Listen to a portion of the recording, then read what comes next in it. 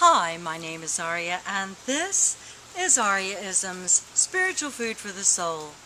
Today I'd like to ask you a very important question. What are you leading with? That's right. What are you leading with when you meet people? What is the first impression that they're going to get of you?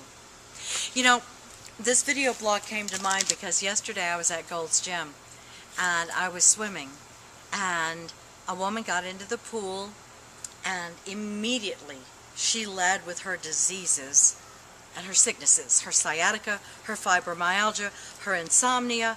She just, nothing prompted it. There was no rhyme or no reason. And I'm thinking, why do I attract these people that lead with their diseases? And I see it on Facebook all the time.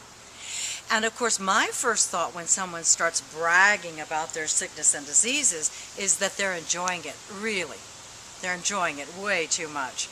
When you lead with your sickness or your disease, it is serving you for sympathy, negative ways of getting attention, etc. And that was my first thought about her. Well, I got into the hot tub. I immediately said, I've got to keep swimming some laps. God bless you. And I kept moving along. And I got out of the pool because she kept chasing after me. As I swam, she caught up with me and she was going on and on about her diseases.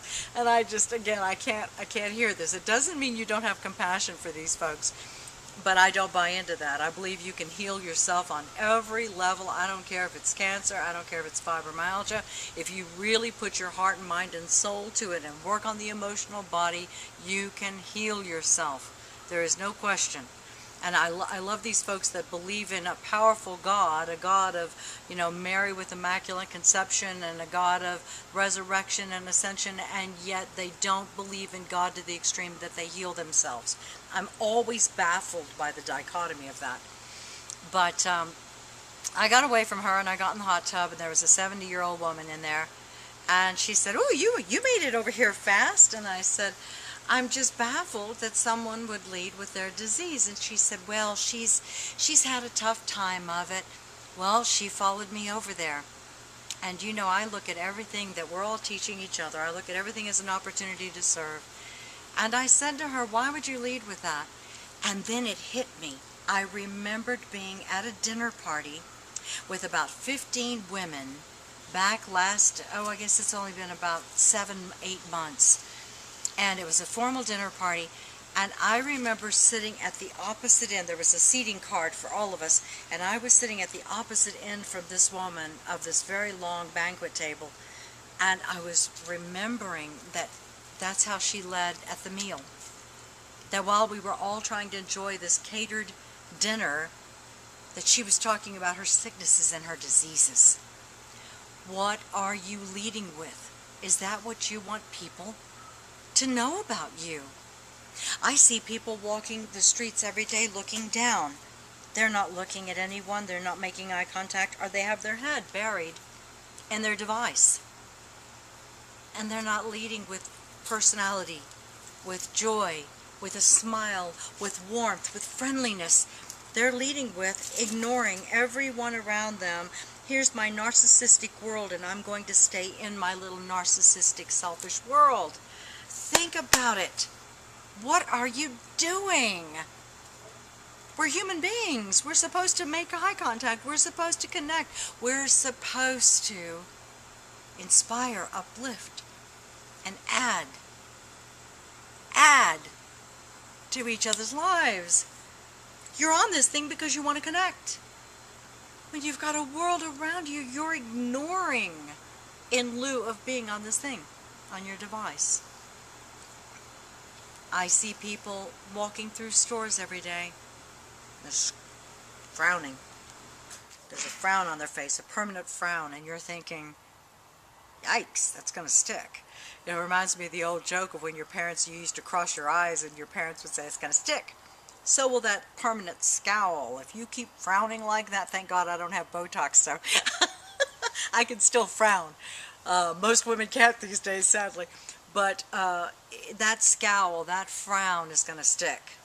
I talked to a woman years ago that did have Botox, and she said that the plastic surgeon had told her that the deeper the lines go, the more they attach to the bone.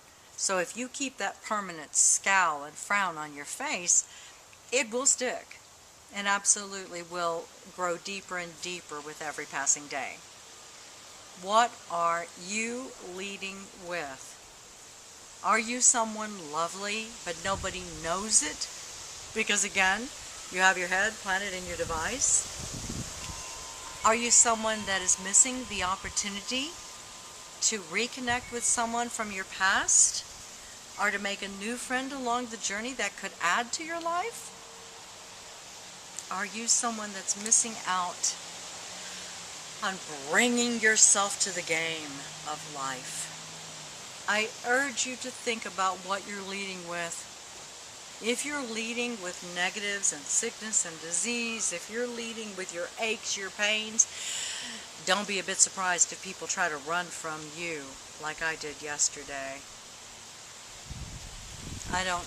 I may serve those folks all day long as a teacher and as a counselor, but I don't want that in my personal life. I don't want to wake up and have someone call me and go on and on about their sickness and disease. I am an aging woman. I already know what aches and pains are like, and I don't lead with it, nor do I want anyone else to lead with that. Lead with what you are that is inspiring, that is loving, that is giving, that is selfless. That's the other part of bringing yourself to the table is, are you really connecting with souls that are inspiring you as well? Because it has to be a give and take thing. Make sure you're not being selfish and narcissistic and all about you. Make sure you're leading with what you want and expect from others. If you're not giving it, don't expect to get it in return. My name is Ariaa Jaeger, and if you'd like to know more about how to make that first impression positive and how to continue to inspire others beyond that first impression, get in touch with me. You can find me most days on Facebook and Twitter or at Ariaa.com. That's ARIAA.com. Don't forget, lead with your heart, lead with your soul, lead with your talents, your strengths, your gifts, your positivity. Lead with your joy. And don't forget to use your heart and soul to love out loud. God bless. Take care of each other.